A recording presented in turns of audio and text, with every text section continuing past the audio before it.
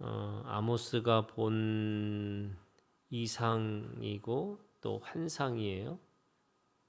그걸 언제 지금 이 일이 일어날 거냐라고 할 때 2절에 있는 말씀에 보면 말일이라고 되어 있어요.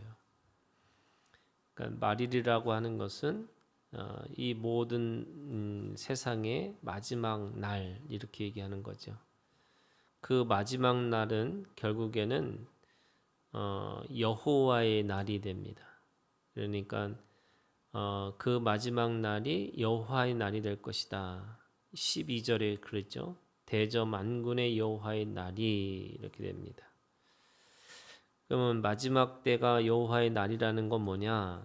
바로 그 하나님의 시간이 된다는 거죠. 그러니까 하나님의 시간이라고 하는 것은 두 가지가 동시에 있는 거예요. 항상 그렇습니다. 그게 뭐냐면 이 하나님의 구원과 하나님의 심판이 동시에 있다는 거예요. 구원 아니면 심판 둘 중에 하나가 있는 거고 동시에 있는 거예요.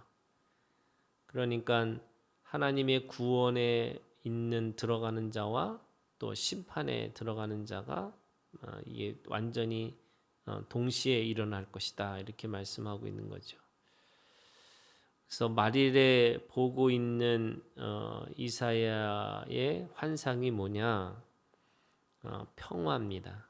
그러니까 이스라엘에 가지고 있는 하나님이 주시는 궁극적인 그 나라의 모습은 샬롬이라고 하는 거죠. 이 샬롬의 공동체라고 할 수 있습니다.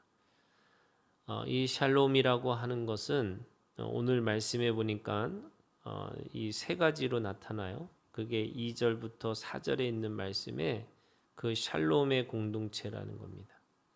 자, 그럼 샬롬의 공동체라고 하는 것은 뭐냐면 이 3절에 있는 말씀에 보면 야곱의 하나님의 전에 이르자라고 그랬어요. 그거를 2절에 말일에 여호와의 전에 산이 모든 산꼭대기에 굳게 설 것이다 이렇게 말씀하시는 거죠. 그러니까 말이라고 하는 하나님의 이 평화라고 하는 샬롬의 그 하나님의 마지막의 나라는 이 샬롬의 공동체는 첫 번째가 성전이 중심이 되는 나라가 되는 거예요. 그게 이스라엘에게 있어서는 예루살렘이었고 그 예루살렘에 성전이 있었던 거잖아요. 그러니까 그 예루살렘이라는 것이 이스라엘의 수도 또는 가장 큰 도시의 이상의 의미가 있는 거예요. 왜냐하면 그곳에 하나님의 성전이 있었던 거고 그 성전이라고 하는 것은 하나님의 영광과 하나님의 임재가 임하시는 곳이에요.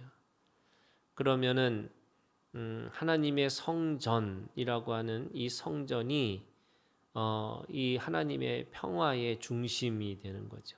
그러니까 하나님의 영광과 하나님의 임재가 있는 곳이 바로 그것이 하나님의 샬롬 공동체, 평화의 공동체라고 할 수가 있습니다. 이것을 다른 그 에스겔서에 있는 말씀에 보면 왜 이 성전의 이 공동체가 평화의 공동체가 될 수 있느냐? 바로 그 성전에서 물이 나오기 때문에 그런 거죠. 그래서 발목이 차고 무릎이 차고 허리가 차고 수영을 할 수 있는 만큼을 헤엄칠 수 있을 만큼의 그 성전에서 물이 나옵니다. 그러면 그 물이 나와서 어떻게 되느냐?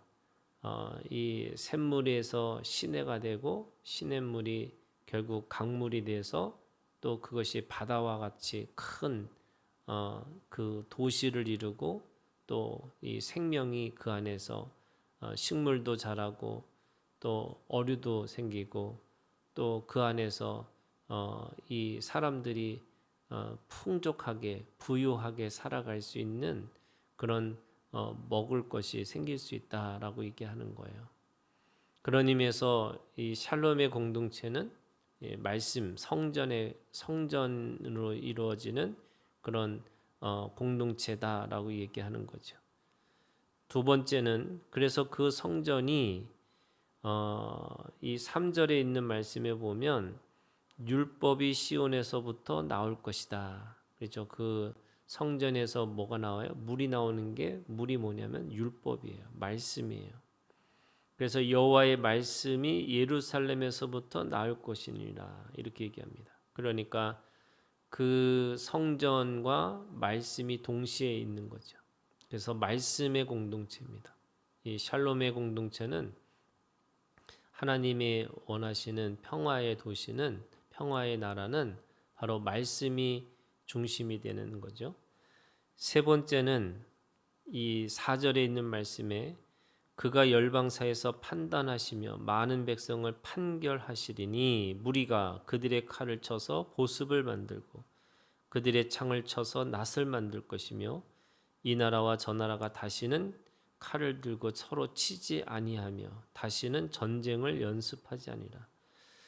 그가라고 그랬어요. 그러니까 하나님이 열방 사이에서 판단하고 계세요.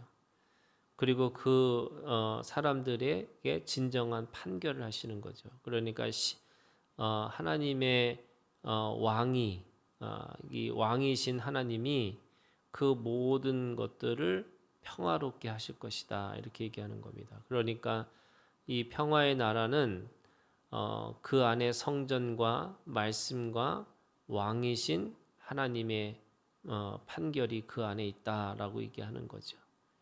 그러면 왕이신 하나님, 또 말씀이신 하나님, 또 성전이신 하나님, 바로 예수 그리스도가 그 모든 이 평화의 시작과 이 평화의 끝이 될 것이다 이렇게 말씀하시는 거죠.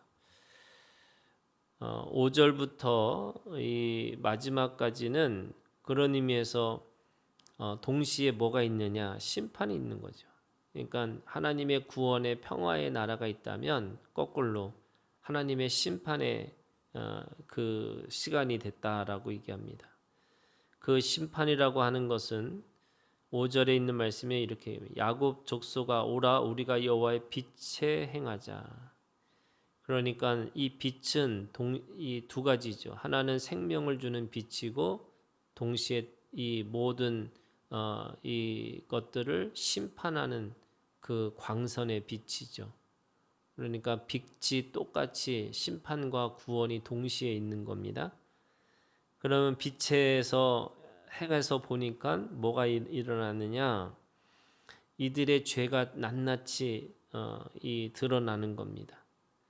6절에 보니까 동방 풍속이 가득하고 블레셋 사람들이 들과 같이 점을 치고 이방인과 더불어 손을 잡아 언약하였다 이렇게 얘기합니다.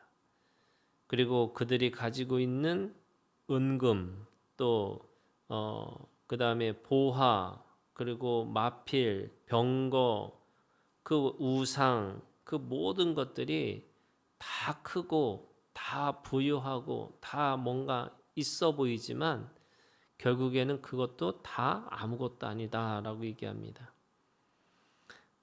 그렇기 때문에 그들은 그 모든 것들을 가지고 있는 것처럼 보였기 때문에 12절에 세 가지 모습이 나타난다는 거야. 첫 번째는 교만입니다. 이 교만이라는 건 뭐냐면 다 자신보다 다 아래로 보는 마음의 태도예요. 그러니까 다 밑에 사람이에요. 다 밑으로 다 깔아보는 게 교만입니다. 두 번째는 거만이에요. 이 거만이라는 거는 자신의 능력을 다른 사람들에게 이렇게 자랑하고 있는 이 태도를 얘기하는 거죠. 그러니까 거만하다다 이게 뭐냐면 자신이 굉장한 능력자인 것처럼 이게 아주 사람들에게 뽐내고 있는 모습이 거만입니다. 세 번째는 자고한 자라고 해요. 이 자고라는 거는 스스로 혼자만 높인 사람이 되는 거예요. 높은 존재로 인식을 하는 거죠. 그러니까 이 하나님만큼 이 선악을 아는 열매를 먹은 자가 네가 하나님처럼 될 거다라는 게 하나님이라고 하는 자고가 그런 거죠. 내가 하나님만큼 됐다라고 얘기하는 거예요. 그러니까 죄성이 교만과 거만과 이 자고라고 하는 그 모든 죄 속에서 하나님이 어떻게 하냐면 그들을 낮게 하시겠다는 거예요. 낮아지게 하시겠다는 거예요. 그래서 그것이 결국에는 어떻게 하냐면 심판을 받는 거죠. 그래서 17절에 그날에 자고한 자는 굴복되며 교만한 자는 낮아지고 여호와께서 홀로 높임을 받을 것이다. 우상들은 온전히 없어질 것이고요. 그들은 암혈과 토굴로 들어가서 여호와께서 땅을 진동시키려고 일어나실 때 그의 위엄과 그 광대하심의 영광을 피할 것이다. 그러니까 이들의 죄가 낱낱이 그 빛 가운데 드러남으로 인해서 그들의 교만이, 그들의 거만이, 그들의 자고가 무너지고 심판받을 것이다. 이렇게 말씀하고 있는 거죠. 그런 의미에서 마지막으로 22절에 이렇게 얘기합니다. 너희는 인생을 의지하지 말라. 이 인생이라고 하는 생명의 시간이 있어요. 우리가 이 태생이 있고 인생이 있고 영생이 있잖아요. 그러니까 이 인생이라는 시간이 70이고 강건하면 80이에요. 이게 우리가 가지고 있는 연수가 120년이에요.